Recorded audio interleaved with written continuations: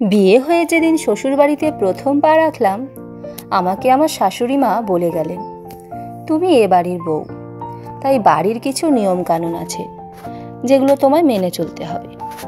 নিয়ম কানুনগুলো যে কি সেটা সেদিন বুঝতে পারিনি। পরে পরে অবশ্য বুঝেছিলাম সেই নিয়ম কানুন আর কিছুই না, শাশুড়ি মা যেই কথাগুলো বলবেন সেইগুলোই শুনে চলতে হবে। বিয়ের আগে পড়াশোনা করতাম, টিউশন পড়াতাম, কম্পিউটার শিখতাম, আর অনেক কিছু। শাশুড়ি মা বলে দিলেন, পড়াশোনায় যদি করবে তবে বিয়ে করলে কেন? যদি কোনো সরকারি চাকরি পেতে তবে না হয় ভেবে দেখা যেত। এসব শুনে আমার এমন কিছু খারাপ লাগেনি। বিয়ের আগে আমার বাবাও ঠিক এরকম বলতেন শুধু শুধু পড়াশোনা করে কি লাভ, চাকরি হবে না। ভালো রোজগারের ছেলে, ভালো ফ্যামিলিতে বিয়ে হচ্ছে, তোর কি দরকার আর পড়াশোনা করে? তাছাড়া এখনকার দিনে তো ভালো ছেলে পাওয়া খুবই মুশকিল।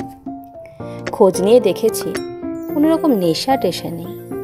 বেশিরভাগ বাড়িতেই মেয়েদের পড়াশোনা চাকরি অপেক্ষা বিয়ে দিয়ে সংসারী হওয়াতেই বেশি পছন্দ করে। আমি শেষ পর্যন্ত সব কিছু ছেড়েই দিলাম। বিয়ের পর যেন সম্পূর্ণ একটা অন্যরকম জগতে প্রবেশ করলাম। আমরা বেশিরভাগ মেয়েই বাপের বাড়িতে অর্ধেকটা হেরেই আসি।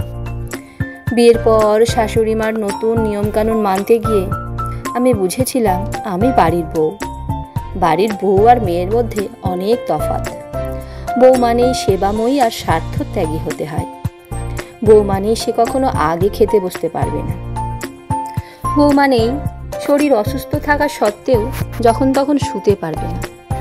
বউ মানেই সারাদিন অক্লান্ত পরিশ্রমের পরও সামান্য ভুল ত্রুটি হলে সমালোচনা ঝড় তুলে মনকে বিষাক্ত করে তুলবে। মনে মনে ভাবতাম, শাশুড়ি মা যে নিয়মগুলির কথা বলেছিলেন এইগুলোই হয়তো সেই নিয়ম। যদি কোথাও যাওয়ার হতো শাশুড়ি মাকে বলে যেতে হতো। আমাদের যখন প্রথম বেবি পেটে আসে প্রতি মাসে আমাদের চেকআপে যেতে হতো। হসপিটাল দূরে হওয়ার কারণে খুব সকালে আমাদের বার হতে হতো। শাশুড়ি মার ঘরে দরজা দেওয়া সত্ত্বেও দরজা ধাক্কা দিয়ে ডেকে বলে আসতে হতো। উনি কখনো নিজে আগে থেকে আসতেন না। রান্নায় কতটা চাল লাগবে নিজের জানা সত্ত্বেও প্রতিদিন ওনাকে জিজ্ঞাসা করে নিতে হতো।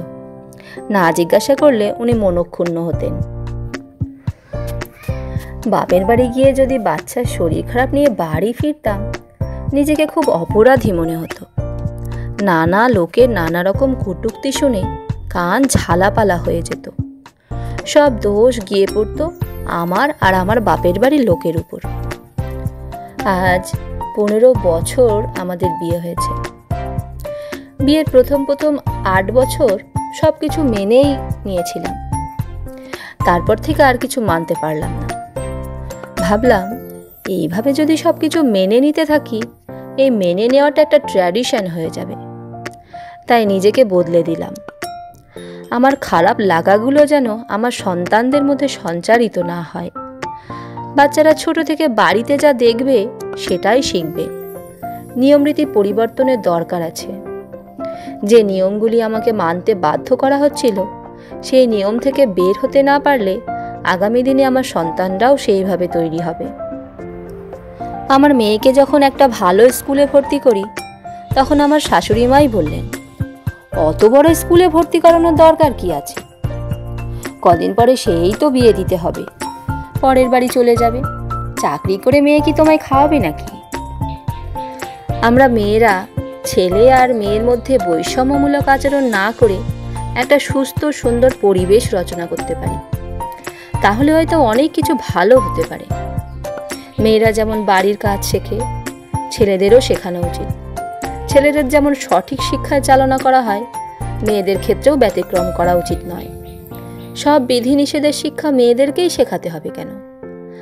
আমি তো মনে করি ছেলেকেও শেখানো উচিত।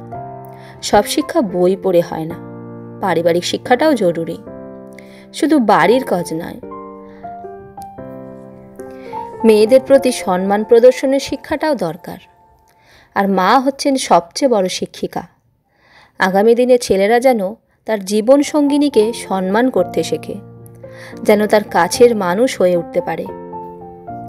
পুরনো রীতিগুলি চলতে থাকলে আগামী দিনে পরের প্রজন্মের ছেলের বউগুলো ঠিক আমার মতোই কষ্ট পাবে। যখন দেওয়ালে পিঠ ঠেকে যায় তখন ঘুরে দাঁড়াতে হয়। তাই একজন সাধারণ গৃহবধূ হিসাবে আমার এই কলম ধরা। আমরা প্রত্যেক মা যদি এইভাবে ভাবি, তবে প্রতিটা ছেলেই সুন্দরভাবে মানুষ হয়ে উঠবে। প্রতিটা মেয়ে তখন বাপের বাড়ি কিংবা শ্বশুর বাড়ি মাথা তুলে সম্মানের সাথে বাঁচবে।